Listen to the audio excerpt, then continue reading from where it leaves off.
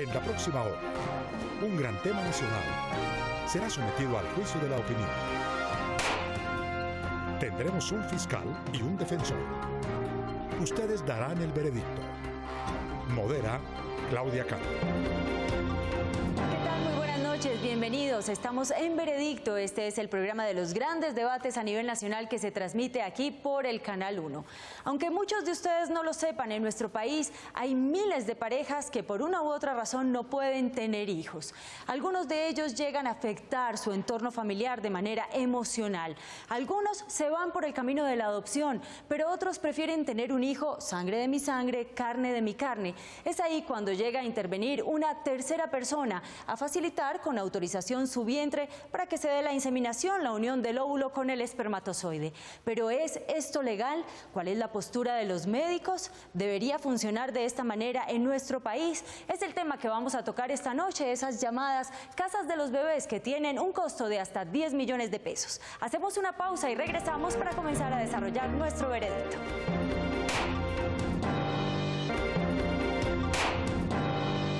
A Veredicto. Esta noche estamos tratando de analizar lo bueno y lo malo del alquiler de vientres en nuestro país. Primero vamos a ponerlos a ustedes en contexto con algunos argumentos de este debate.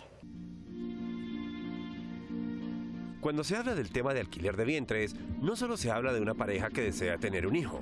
Es una cuestión que abarca asuntos éticos, morales, médicos, económicos y legales, entre muchos otros. No se trata solo de complacer el capricho de una mujer u hombre que por alguna razón fisiológica no pueden procrear, sino de ampliar científicamente las posibilidades.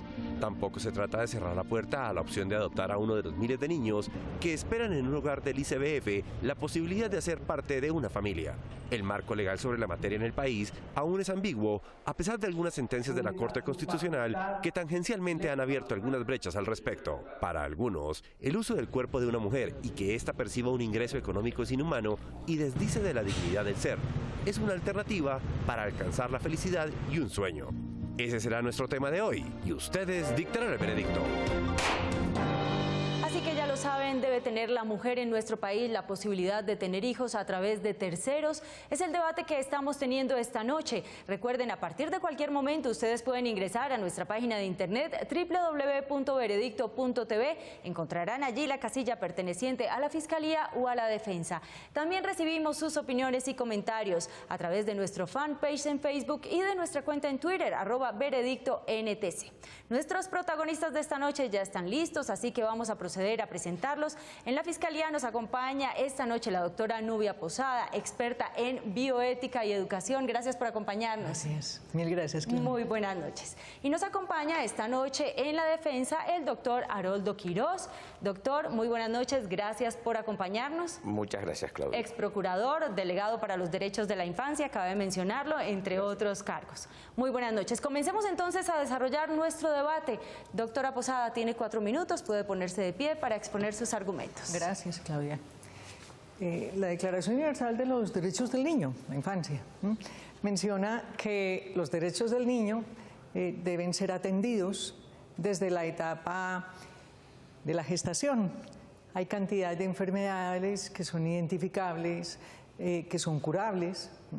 Por ejemplo, la agenesia de diafragma. Ahora entre la 19 y 21 semana de gestación se puede poner un pequeño baloncito que ayuda a que se vayan llenando de líquido los pulmones, vayan creciendo, desplacen las vísceras y se desarrolle este nuevo ser humano de tal manera que cuando nazca pueda pasar a quirófano, se quita este baloncito y no sucede como antes, que la presión de las vísceras causaba que fueran pequeños los pulmones y con esto moría al nacer.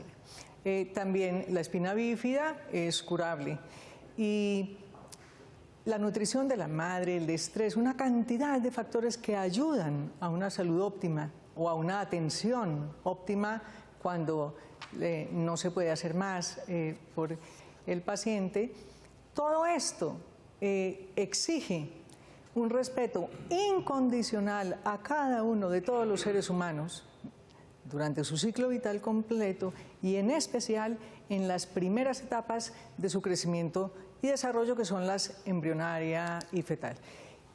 Lo que se niega de la humanidad de estos individuos en esas etapas, igual se podría negar cuando aumentan de tamaño, multiplican sus células, generan tejidos, luego órganos, luego sistemas.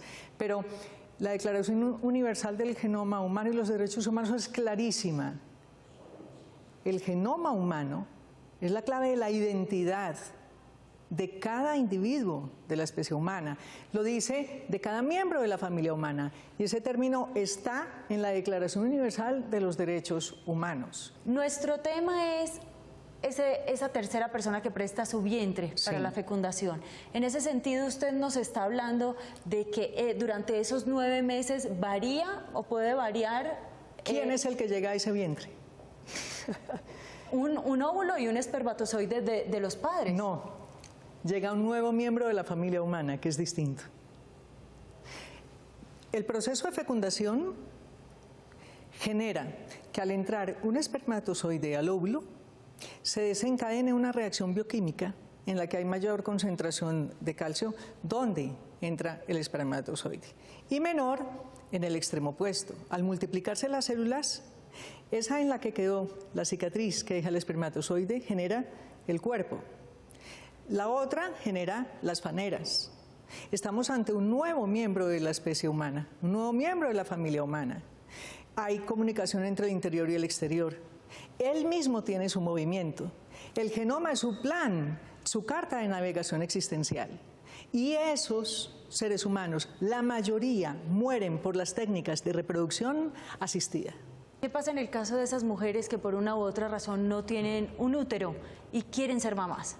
Claudia, pregúntale a cualquier mujer si ella estaría dispuesta a pagar el precio de tener, como precio de tener un hijo, la destrucción de otros. Se les está mintiendo. En los laboratorios de reproducción asistida mueren embriones y son seres humanos reales. Esto es un negocio. ¿Cuál es su opinión sobre la madre que presta o que renta este vientre? Pienso que no descarto una intención muy buena, pero que es evidente un gran desconocimiento sobre cuántos seres humanos son sacrificados por estas técnicas. Si cogen la Declaración de Helsinki de la Asociación Médica Mundial, si cogen la normatividad colombiana sobre investigación, jamás se cumplen estos requisitos completos en los laboratorios, porque la investigación más costosa, si llega un momento en que se supone un riesgo serio para un sujeto de investigación, ahí para. Pero usted aquí no tiene para, cifras aquí de siguen. cuánto, porque ahorita estaba hablando con uno de nuestros invitados y me decía que más o menos de este tipo de vientres rentados o prestados o estas casas de los bebés, se hacen más o menos 20 procedimientos al mes. ¿Cuántos de esos 20 procedimientos causan la muerte a los niños? Mira, te cuento, cuando se estimula hormonalmente el ovario de una mujer para que salgan varios ovocitos maduros, normalmente en un ciclo natural, 4 a 6 ovocitos empiezan a madurar, uno se adelanta en ese proceso de maduración y la producción de hormonas de ese causa que se inhiban los otros. La naturaleza selecciona cuál es el mejor. En los laboratorios no. En los laboratorios los que hubieran sido eliminados por la naturaleza también son usados para causar seres humanos. Luego se hace una clasificación de la calidad biológica de esos seres humanos. A ver si cabe en la cabeza. ¿Quién tiene derecho a clasificar según criterios de calidad biológica a otros seres humanos? Eso es un acto despótico. Pero finalmente, ¿qué le diría usted hoy a esas madres que están jugando en un parque con esos pequeños concebidos de esta forma? Yo les diría, gocen a sus hijos, pero las han engañado. Ustedes han sido utilizadas en un negocio que causa seres humanos y destruye seres humanos. Doctora Posada, permanezca de pie y tengo para usted la siguiente pregunta. La formula la señora Ashel Leguizamón, quien ha prestado su cuerpo como gestante subrogada. Sí. Habiendo tantos problemas para que las parejas colombianas adopten niños, ¿por qué se oponen? Es mucho papeleo y económicamente es más económico alquilar el vientre que adoptar un niño aquí en Colombia. Ashel, mira, muchas veces se piensa, no, pues qué crueldad oponerse. Pues no es crueldad, es acoger a ese en toda su integridad y acoger a todos los otros que fueron víctimas de este negocio. Si a ti te hubieran dicho que el precio de tener en tu útero a este ser humano supuso causar a otros, y aunque hubiera sido solo uno, causarlo en un ambiente externo al cuerpo de la madre ya implica un riesgo de manipulación. Y eso es antiético, porque no existe el derecho, y en esto Kant fue muy claro, que es el padre de la ética moderna. Nadie tiene derecho a usar a alguien solo como medio. ¿Y la prioridad cuál es? Usarlo como fin. La prioridad es el mayor bien, protección, facilidad para el desarrollo y la continuidad de la existencia y la salud de cada uno de los otros seres humanos, sin excluir a ninguno. O sea que si por A, B o C una mujer no puede tener hijos, para usted esa es su condición y la naturaleza que le tocó vivir. Claudia, yo pienso que existe la posibilidad de la adopción. No hay que destruir a nadie para satisfacer el deseo de tener un hijo a través de terceros. Eso sucede también en la adopción. Lo que sí puedes estar segura es que a la mayoría de las mujeres, si se les enseña la realidad científica, no se dispone esa mayoría de mujeres a tener un hijo al precio de sacrificar a otros cuerpos vivos de la especie humana. Doctora Posada, puede tomar asiento. Gracias. Muchas gracias por sus argumentos. Vamos a invitar a su testigo a pasar aquí al estrado. Se trata de la doctora Ilva Alfonso de Guevara. Tiene una maestría en Sexualidad y Defensa de la Vida Humana, Universidad Libre de la América Argentina, máster en Matrimonio y Familia de la Universidad de Navarra en España, miembro del Consejo Fundación Ética y Bioética. Doctora Guevara, gracias por acompañarnos. Buenas noches. A ustedes. Muy buenas noches. ¿Podemos comenzar con el interrogatorio, Sí. doctora Posada? Adelante, comience usted con las preguntas. Ilva, tú tienes 2 hijas Sí, que tengo 2 adoptaste. hijas que adopté. Cuéntanos en qué consiste la experiencia de ser madre adoptante.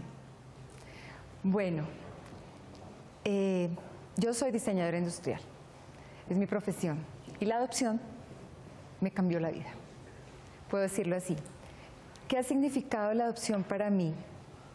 Es indescriptible saber que tengo la posibilidad de ser mamá, o sea, y con mi esposo, de ser padres de familia, porque nuestros hijos llegaron de una forma diferente. No llegaron biológicamente. ¿Qué vamos a hacer? ¿Nunca pensó en un in vitro o en el alquiler de un vientre? Justamente por lo que dice Nubia, justamente, porque yo decía, yo sí me informé mucho, estuve en varios sitios y cuando me explicaron, porque yo sí le dije al médico, quisiera que me explicara un poco de qué se trata todo esto. Cuando me explicó, no, te sometemos a un tratamiento de hiperestimulación, sacamos muchos más óvulos, vamos a fertilizar 5, 6, los que den, te vamos a implantar, te vamos a dar, ¿cuántos quieres? Entonces yo, ¿cómo es que cuántos quiero? Me decían, 2, 3, y yo, bueno, supongamos que fueran 2, ¿qué pasa con el resto? Entonces cuando me dijeron, no, pues con el resto quedan congelados, y yo, ¿quedan congelados? ¿Cómo así? Son hijos míos, ¿van a quedar congelados? Entonces, la razón, la lógica me hizo pensar y dije, no quiero someter, o sea, el deseo de yo por querer tener un hijo, no quiero someter a eso a un posible hijo mío. Entonces, en ese momento vimos la posibilidad de la adopción. Nunca lo había contemplado en mi vida, nunca jamás lo había contemplado en mi vida. Y cuando alguien nos dijo, ¿por qué no adoptas? Y yo, ¿por qué no adopto? Pues sí. Entonces empecé a investigar el tema de la adopción con mi esposo, obviamente. Fuimos a la fundación, hicimos la adopción de nuestras hijas y la verdad dijimos, esto es lo que queremos. Hay una cosa muy importante en el tema de la adopción.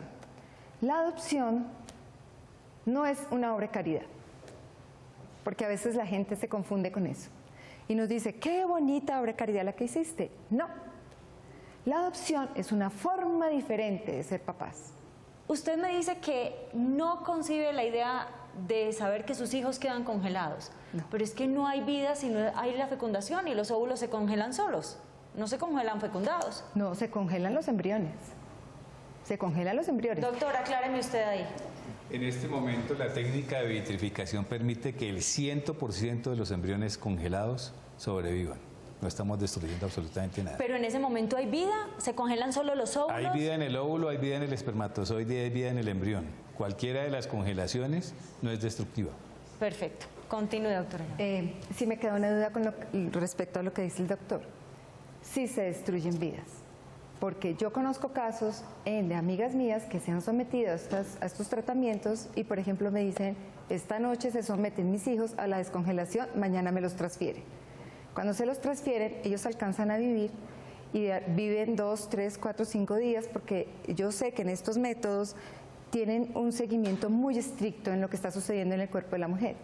Y de pronto van a hacer la ecografía y les dicen, oh, no pegaron estos dos, murieron.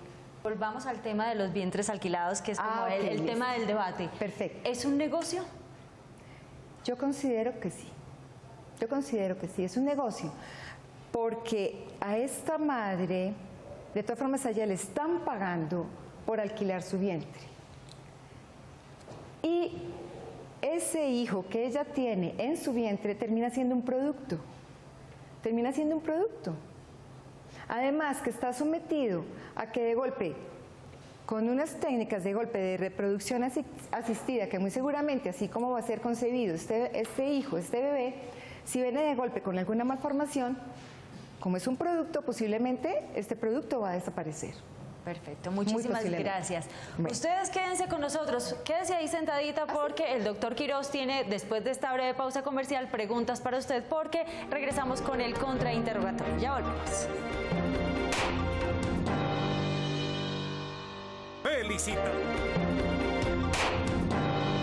Regresamos a Veredicto. Les recuerdo que estamos en el segmento de la Fiscalía y llegó el momento para que nuestro defensor, el doctor Quirós, contrainterrogue al testigo de la Fiscalía.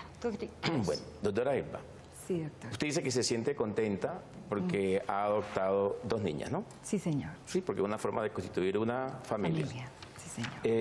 ¿Usted cree en los desarrollos científicos? Sí, claro. ¿Está de acuerdo que esos desarrollos científicos beneficien a la humanidad? Claro. Y si dentro de esos desarrollos científicos que benefician a la humanidad se encuentra el de la fecundación in vitro, ¿es posible que eso pueda llevarse a cabo? Yo considero que si no se sacrifica la vida de seres humanos, vale la pena.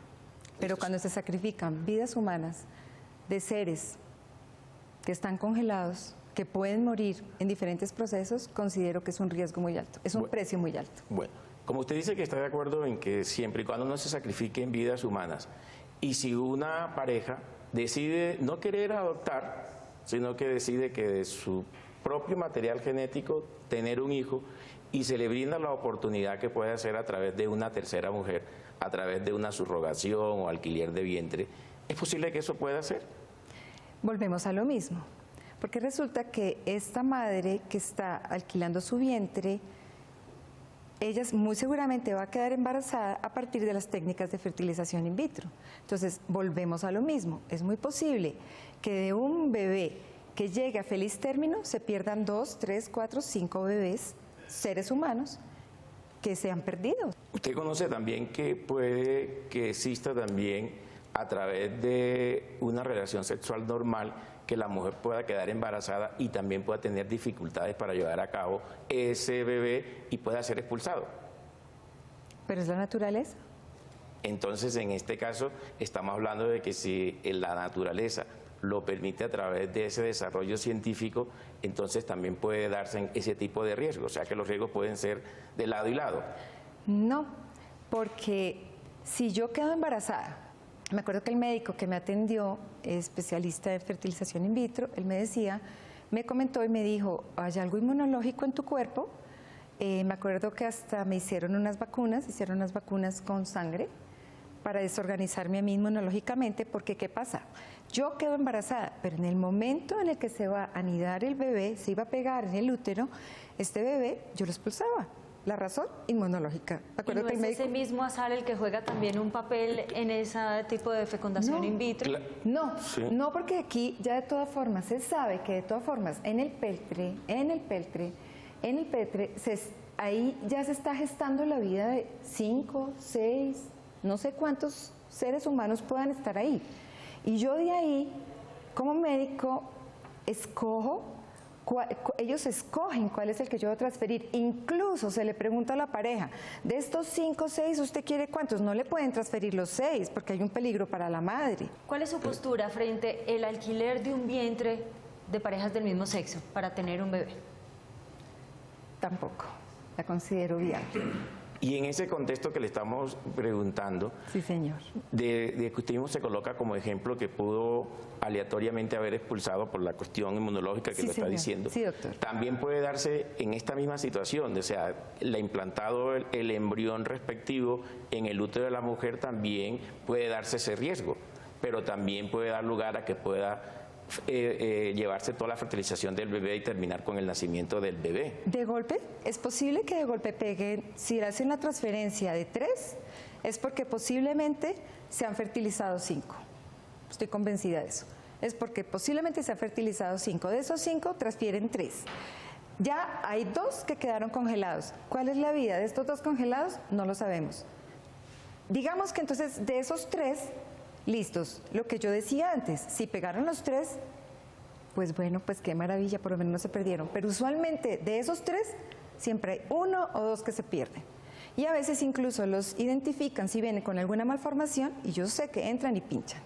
Doctora Se Gama, Bueno, muchas muchísimas gracias. No más preguntas. Nosotros vamos a hacer una breve pausa comercial. Cuando regresemos escucharemos los argumentos de la defensa. Recuerden ingresar a nuestra página de internet www.veredicto.tv y emitir allí su voto a favor de la Fiscalía o de la defensa. Ya volvemos.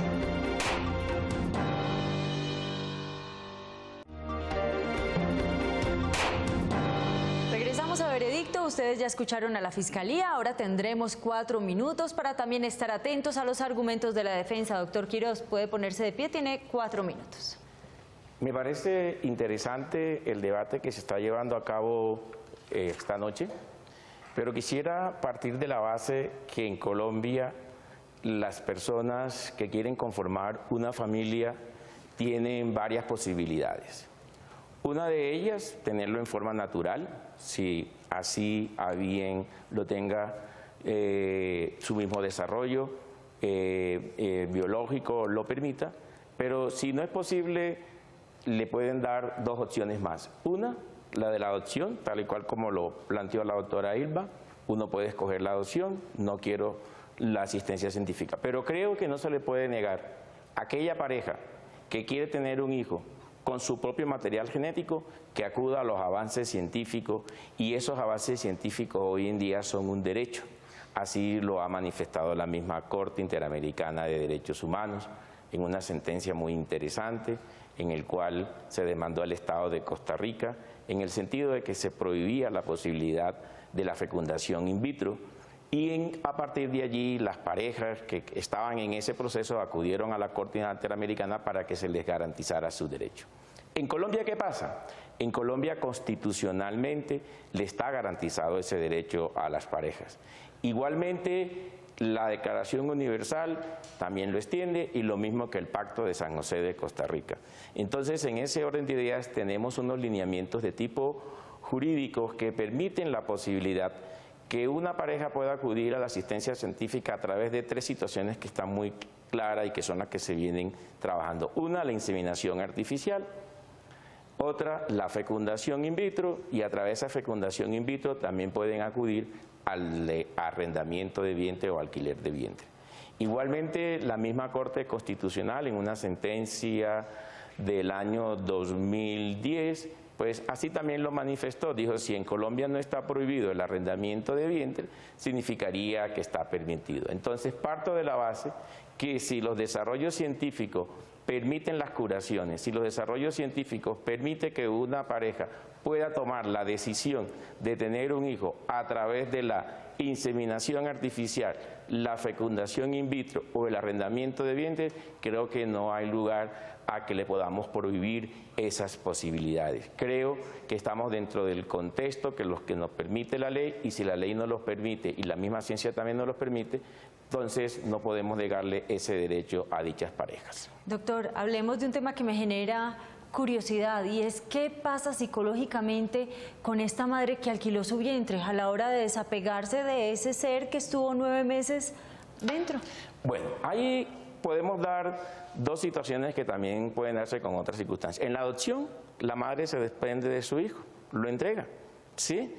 Es más, en el desarrollo de esa adopción, el Estado le brinda la posibilidad de que tenga posiblemente un arrepentimiento y le dan un plazo de 1 mes.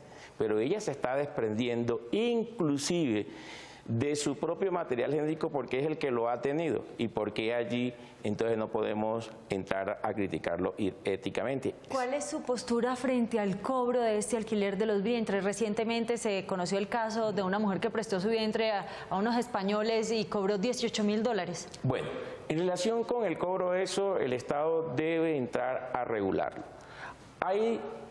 Las legislaciones en el mundo se mueven en dos posturas. En una postura que dice que debe ser gratuito, que no debe haber un cobro, y algunas otras legislaciones como Irlanda, Israel, en el cual puede haber un cobro remunerado.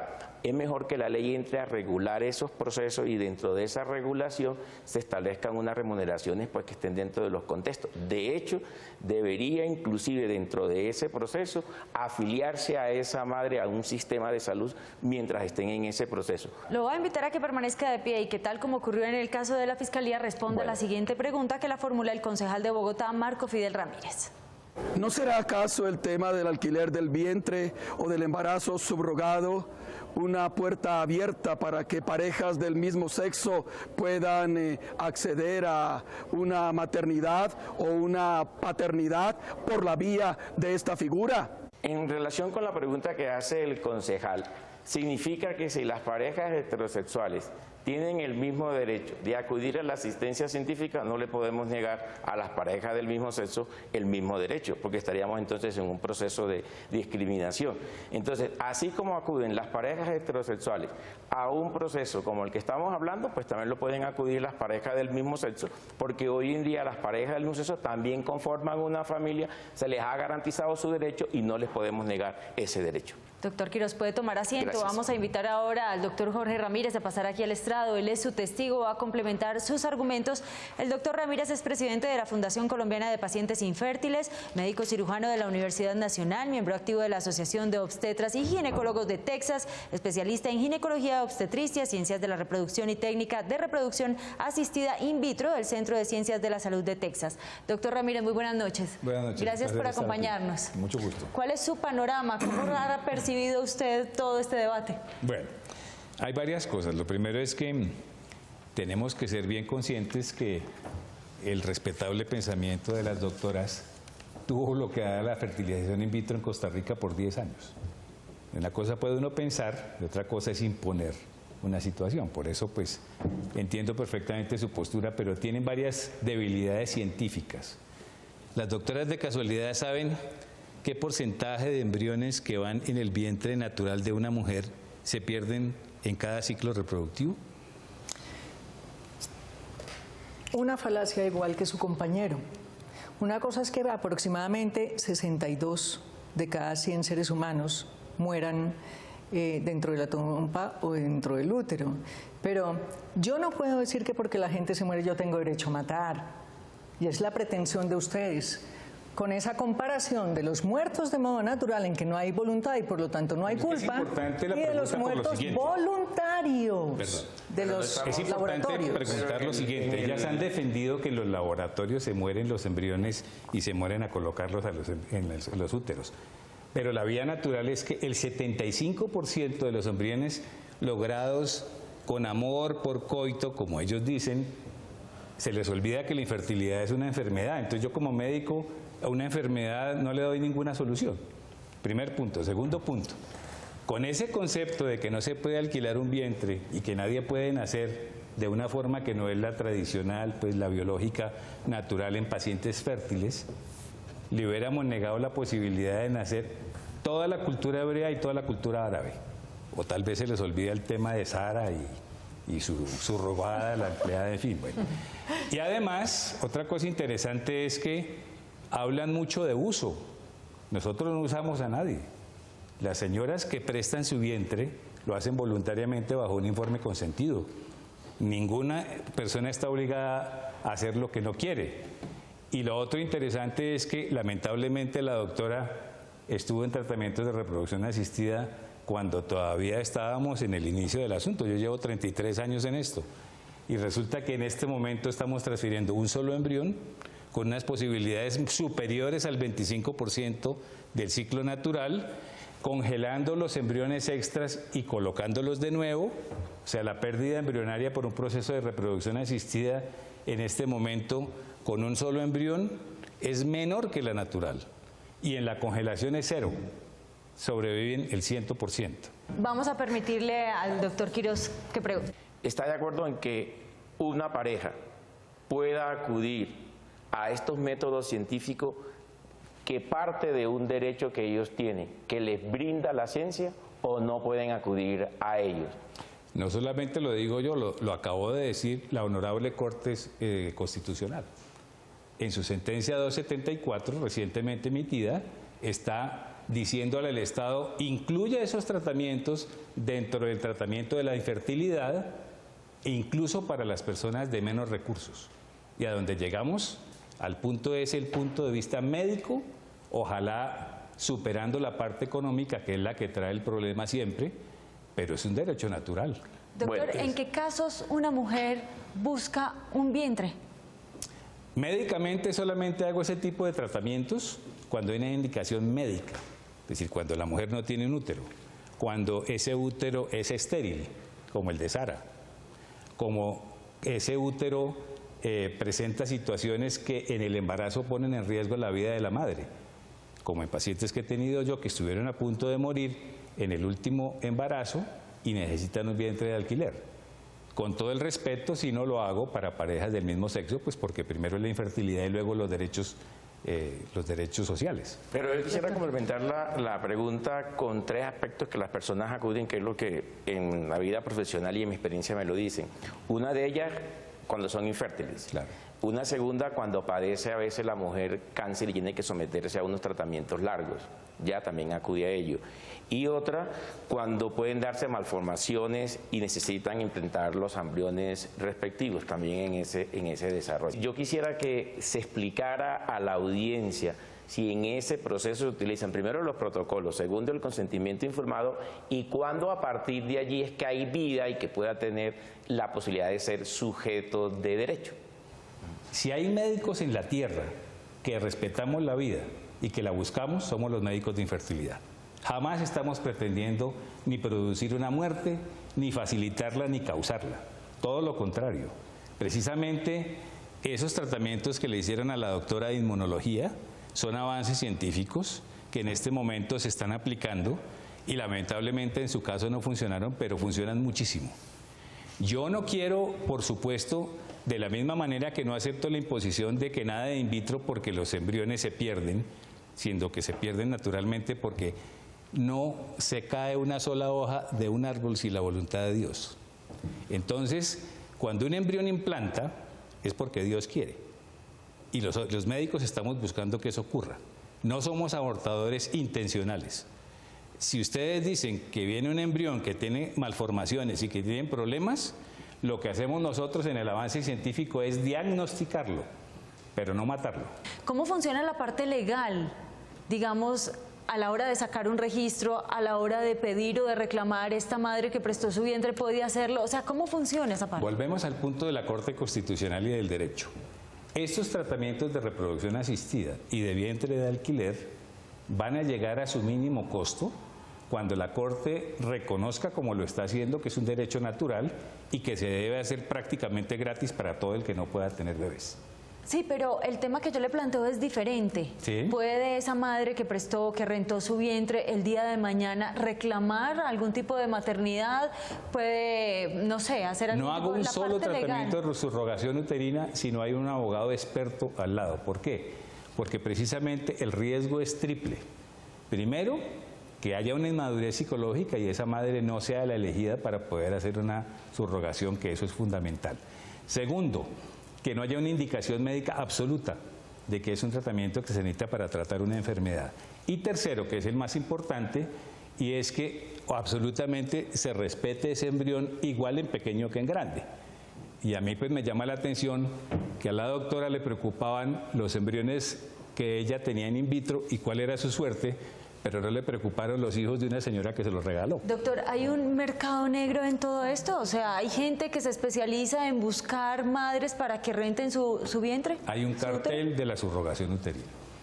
Y contra eso sí estoy, porque no estoy de acuerdo con la trata de personas, ni con el respeto de los embriones, ni con el respeto de la vida. Comencemos con el contrainterrogatorio, doctora Posada. Sí. Bueno, es que casi todo lo que usted dijo es falso. Bueno, muchas gracias por decirme que llevo 33 años de ignorancia. Sí, muchas gracias. en algunas cosas sí, le voy a decir la primera. Jamás la medicina ha dicho que es un ser humano. Eso es terreno de la filosofía. Pero le voy a pedir un favor, que nos limitemos al interrogatorio, porque en unos instantes usted va a tener tiempo para sus Estamos hablando de vientres de alquiler. Sí. Entonces, referenciándonos al tema de hoy, al que nos compete, entonces hágale el interrogatorio. Sí. Entonces, Claudia le preguntó Sí. sobre el comienzo de un ser humano. Usted no contestó. Díganos, por favor, científicamente, ¿cuándo inicia la vida de un nuevo miembro de la familia humana? Y están médicos escuchándolo. Desde que un óvulo y un espermatozoide se unen, ¿ya tienen vida antes o empezó la vida ahí? ¿Usted está preguntándome Sí, o le está estoy preguntando. respondiendo? Es que le estoy devolviendo Yo le la digo pregunta. sencillamente, existe una coordinación de partes y funciones específica del óvulo, otra específica del espermatozoide, pero en cuanto entra el óvulo, se genera una dinámica bioquímica que sin interrupciones sigue continuándose hasta el final del ciclo vital para usted natural. es absolutamente necesario que un espermatozoide fecunde un óvulo para que se forme un ser humano. De modo natural, no hay otro camino. O sea que en ese punto están de acuerdo. Sí, pero científicamente le puedo decir que la clonación no necesita dos gametos del mismo sexo. Entonces volvemos al tema científico, al tema filosófico. Estoy diciendo que de modo natural. Ahora, usted dice que no ha matado, que es amigo de la vida. Sí. Resulta que las técnicas de reproducción asistida comenzaron destruyendo muchos seres humanos, luego menos, luego menos, luego menos, luego menos, luego menos. Siempre han seguido el camino en contravía de la ética científica médica. Y los tratamientos médicos y científicos no se hacen utilizando medicamentos que a veces hacen gran daño. Pues siempre se tienen que medir los riesgos y los beneficios. Y es antiético dar unos medicamentos que hacen más daño que bien. O sea y es que para usted antiético está mejor que una persona que sufre. más daño que bien. Doctor Ramírez, no podemos centrarnos en el interrogatorio del testigo hacia la fiscal. Continuemos. Sí. Ok. Sí. Luego, estamos ante un médico que lleva 33 años en un proceso que es la antítesis del proceso científico, destruir seres humanos, saber qué aprenden para ir perfeccionando. En cambio, la ética científica médica y de todo el talento humano en salud siempre ha enseñado, primero, el respeto a cada uno de todos los seres humanos. ¿Cuál es la pregunta, doctora Posada? Entonces, como primero es el respeto a cada uno de todos los seres humanos, dígame, en esa secuencia ininterrumpida, bioquímica, de crecimiento y desarrollo de un nuevo ser humano, ¿qué es lo que a usted le hace? ¿Cuál es el criterio por el que usted dice, en este momento este cuerpo deja de ser no humano y empieza a ser un sujeto de todos los derechos humanos? A mí me gustaría que usted, que me imagino que lee la Biblia. Vea, yo aquí vine a hablar de bioética. No, le voy a contestar. Si usted, ¿a qué le gusta de cuándo empieza la vida y todo?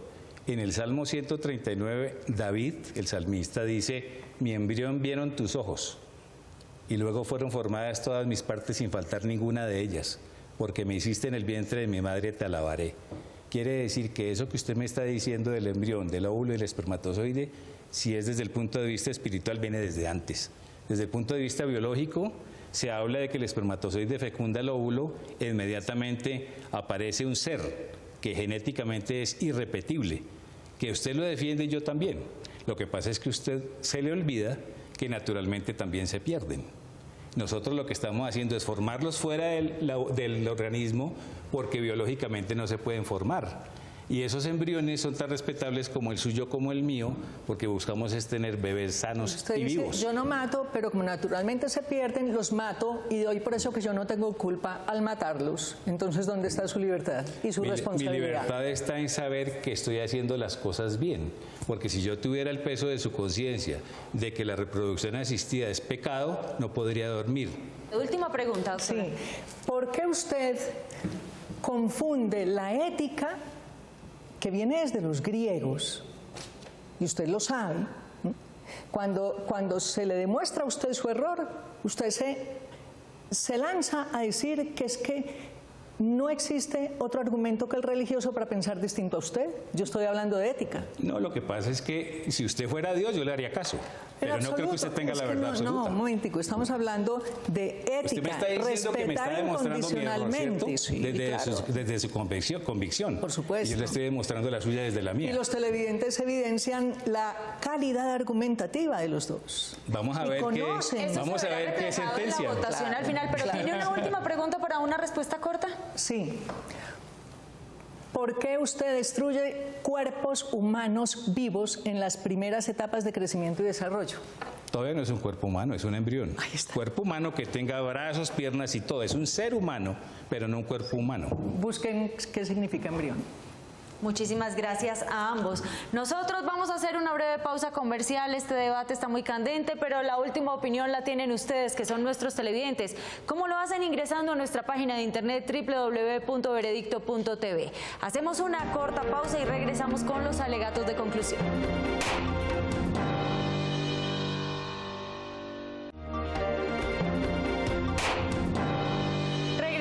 A Veredicto y llegó el momento para escuchar los alegatos de conclusión. Comenzamos con la Fiscalía, doctora Posada.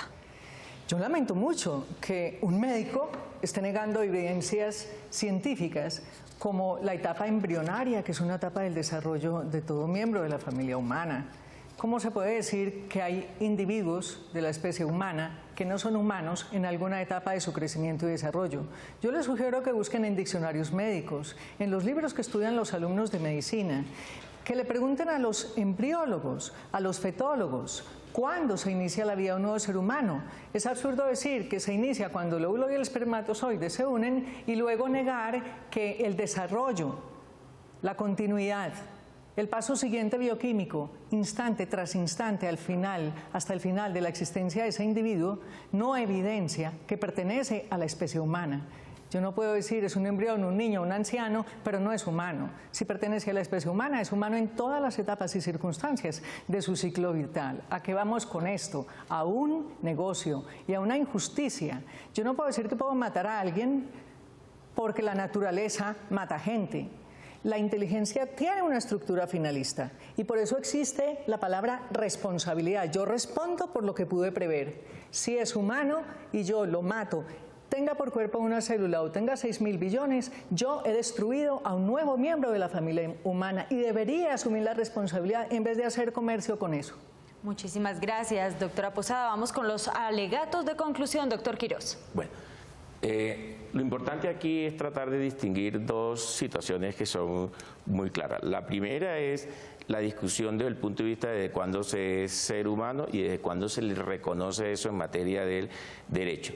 Yo recomendaría una sentencia que está colgada en la Corte Interamericana de Derechos Humanos, que es la discusión que se originó en relación con Costa Rica, ¿sí? Y las familias que querían acudir a la asistencia científica que duraron paralizadas por más de 10 años. La sentencia es del 28 de noviembre del 2012. Ya es el caso de Activia Murillo y otros contra el Estado de Costa Rica. Ahí está la discusión que la doctora Nubia nos trae a colación, y es que a partir de cuándo se es un ser humano y a partir de cuándo tiene protección el embrión. Y en esa sentencia, con fundamento en la Convención de del Pacto de San José de Costa Rica, ¿sí?, llegó a la conclusión que habría una protección en relación con él a partir de que fuera implantado en el útero materno. Y por lo tanto era importante reconocerle los derechos a las personas que quieren acudir a ese desarrollo científico. Creo que por una cuestión que estamos confundiendo un poco, porque no estamos contra la ética, lo que estamos diciendo es sí es necesario que las parejas puedan acudir a este desarrollo científico y no les podemos negar ese derecho. Y sobre todo si se los permite la misma constitución política para querer conformar una familia. En conclusión, puedo conformar una familia a partir de una adopción, como también la puedo conformar a través de la asistencia científica y también lo puedo hacer dentro de eso en el contexto del arrendamiento de vientre, si lo estamos con una forma altruista, en un desarrollo por la misma ley y que además se permite. Doctor Quiroz, muchísimas gracias. Aquí ustedes son quienes tienen la última palabra, como pueden hacerlo a través de nuestra página de internet www.veredicto.tv. Hacemos una corta pausa y regresamos para conocer su veredicto.